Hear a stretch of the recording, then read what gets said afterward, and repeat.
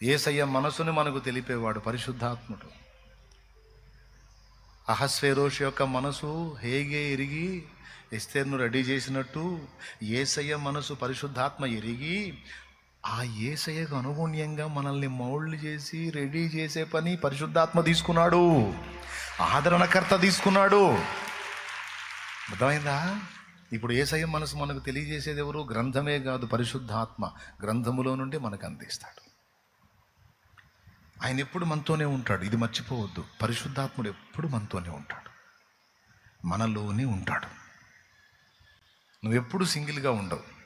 క్రీస్తు రక్తములో కడగబడి మారు మనసు పొంది బాప్తిస్మం పొంది పరిశుద్ధాత్మను పొందిన బిడ్డ, ఆత్మ నీలో ఉన్నాడు, నీతో ఉన్నాడు.